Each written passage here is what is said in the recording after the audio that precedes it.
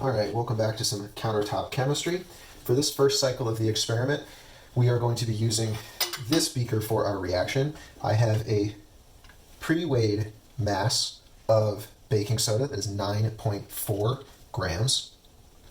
And I'm going to measure approximately 25 milliliters of vinegar into this graduated cylinder. So the way I'm going to measure the mass of this is I'm going to put it on my scale. Turn the scale on, make sure it's zeroed out, and then I am going to add vinegar. Now unfortunately I do not have a funnel. That would be the best way to do this, so I am just going to freehand this the best I can.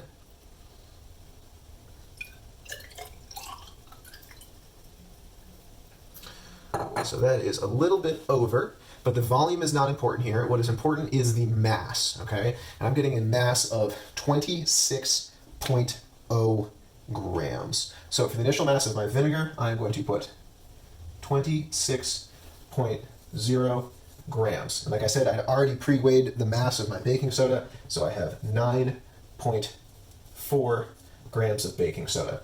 So if we add those two things together to find the total starting mass of our reactants, we have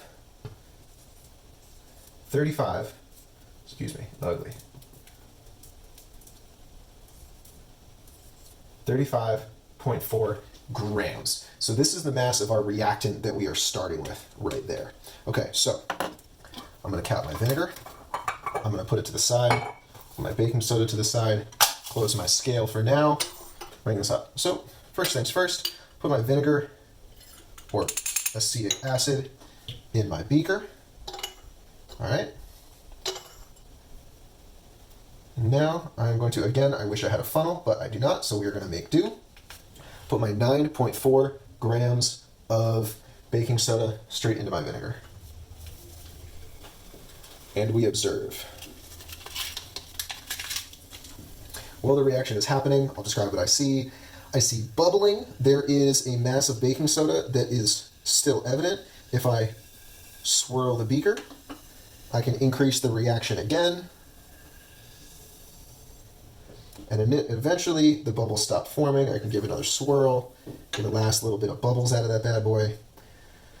Okay, so my quantitative observations are the measurements that I've recorded here. Qualitative observations would be what I saw occurring during that reaction. Now, the last step here is I'm going to bring my scale back out.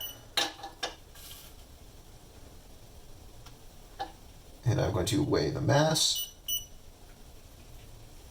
Now, for the sake of time, I've already calculated the mass of my beaker, so just the mass of my reactants finishing is